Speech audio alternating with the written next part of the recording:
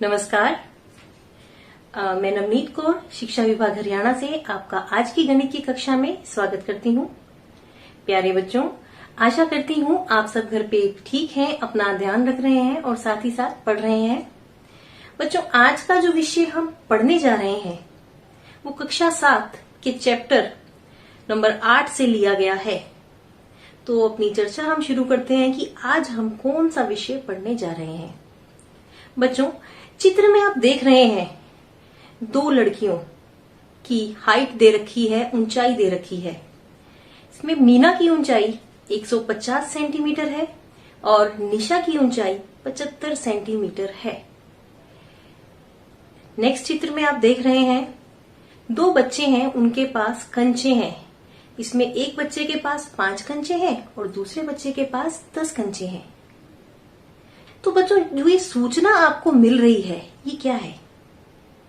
इसमें हमने इस सूचना में हमने क्या ऑब्जर्व किया? बच्चों, ये जो सूचना हमें मिली इन चित्रों से, इसमें हमने तुलना कर रखी है एक की दूसरे से, किसी एक व्यक्ति की हाइट की दूसरे की हाइट से। एक बच्चे के पास कितने कंचे हैं उसका दूसरे के कंचों के साथ, तो हमने इसमें तुलना कर रखी है।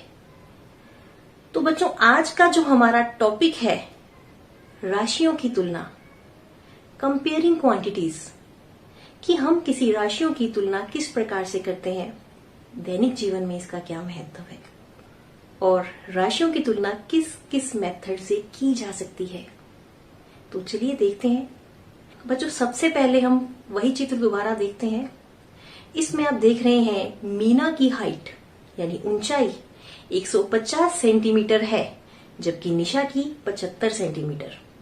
तो जब हम इनकी तुलना करते हैं तो हम कहते हैं कि मीना की ऊंचाई निशा की ऊंचाई से दुगनी है, या हम कहते हैं निशा की ऊंचाई मीना की ऊंचाई की आधी है। यही दो प्रकार से तुलना हो सकती है। आपने छठी कक्षा में पढ़ा है कि हम तुलना इस प्रकार से करते हैं। इसी प्रकार नेक्स्ट कंचे दे रखे हैं, तो इसमें आप देखिए पवन के पास 5 कंचे हैं, वंश के पास 10 कंचे हैं। तो बच्चों, हम कह सकते हैं कि पवन के पास वंश से आधे कंचे हैं, या वंश के पास पवन से दुगने कंचे हैं, 2 गुने कंचे हैं। बच्चों, चीते की चाल दे रखी है 120 किलोमीटर प्रति घंटा। आपको पता है चीता बहुत तेज दौड़ता है। आदमी की चाल दे रखी है एक आदमी की 20 किलोमीटर प्रति घंटा। तो हम इनकी तुलना किस प्रकार करेंगे? चीते की चाल आदमी की चाल की 6 गुनी है, या हम कह सकते हैं आदमी की चाल चीते की चाल का 1/6 भाग है। तो बच्चों, इन उदाहरणों से आपने देखा कि हम दो राशियों की तुलना इस प्रकार से करते हैं।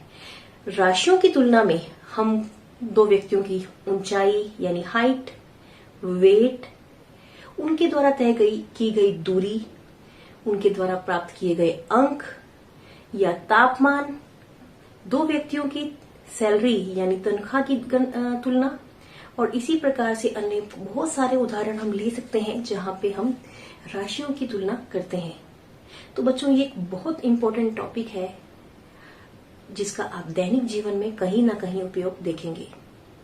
तो चलिए देखते हैं कि राशियों की तुलना अन्य और किस विधियों से हम कर सकते हैं। तो सबसे पहले हम पढ़ने जा रहे हैं बच्चों अनुपात। अनुपात मीन्स रेशो।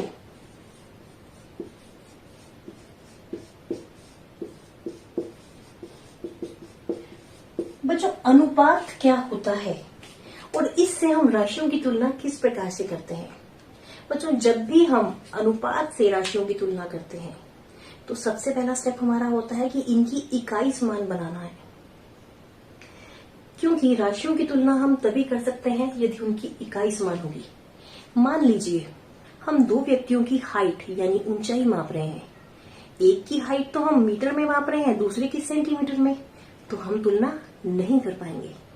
इसी प्रकार से अगर हम किसी चीज का भार ज्ञात कर रहे हैं तो एक चीज का भार अगर हम किलोग्राम में ले रहे हैं तो दूसरा हम ग्राम में नहीं ले सकते।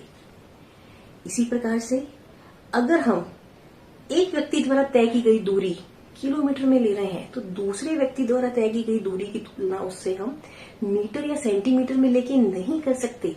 हमें दोनों की इकाइयां समान करनी होंगी।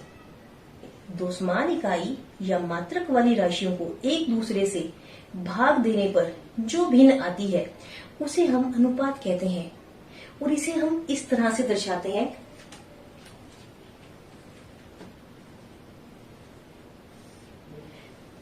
बच्चों, इसमें आपने देखा ये चिन्ह है अनुपात का, और आप ये चिन्ह जो देख रहे हैं इसको हम बटा भी कहते हैं।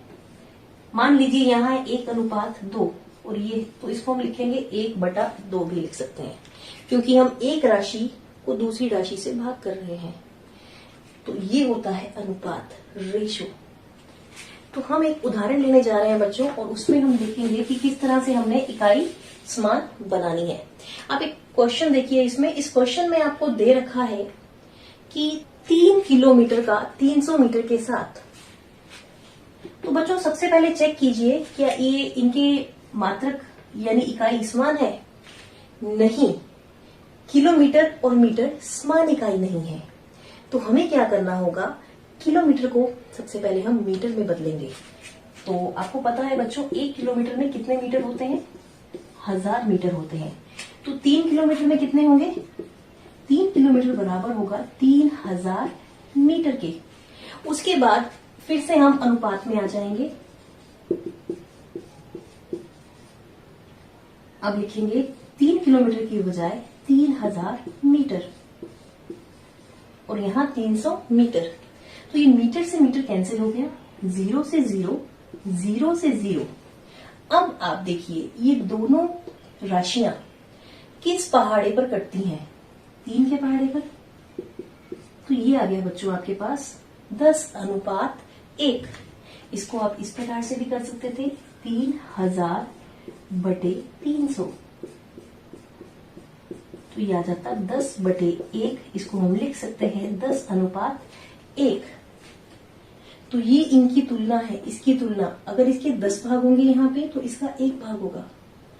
ये इसका 10 गुना है और ये इसका 1/10वां भाग है। तो इस प्रकार से बच्चों हम अनुपात से तुलना करते हैं। इसके बाद हम पढ़ने जा रहे हैं तुल्य अनुपात क्या होता है। तो बच्चों, तुल्य अनुपात, विभिन्न अनुपातों की भी आपस में तुलना की जा सकती है।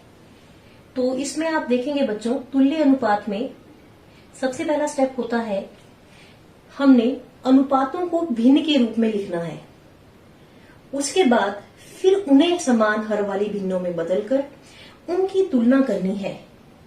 तो यदि भिन्नें समान आए तो ये तुल्य अनुपात है। बच्चों, इसमें तुल्य अनुपात में हम 2 भिन्नों की तुलना करेंगे, कोई 2 भिन्ने।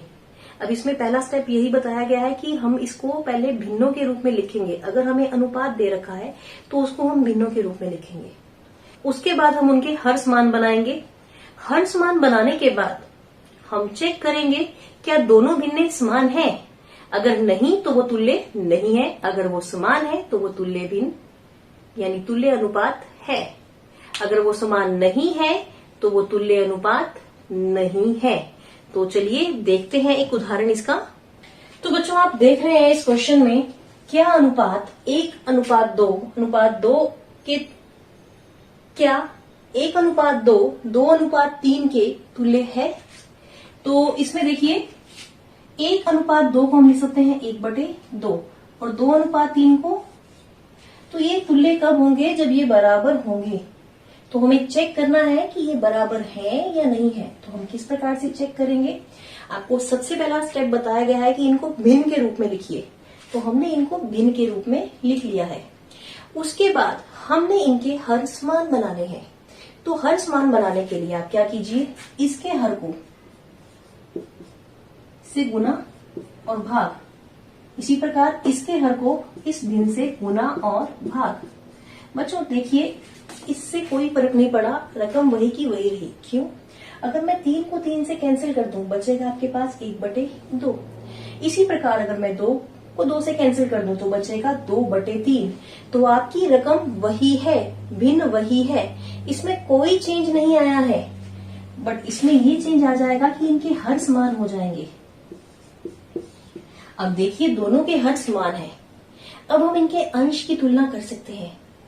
दोनों के हर तो समान है, पर क्या दोनों के अंश समान है? नहीं ना।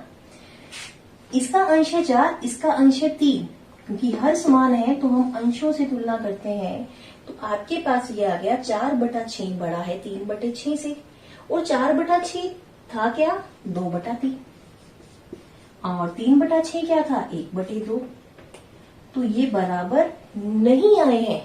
तो अब ये बराबर नहीं है तो ये तुल्य नहीं है। तो आ जाएगा इसलिए ये तुल्य अनुपात नहीं है।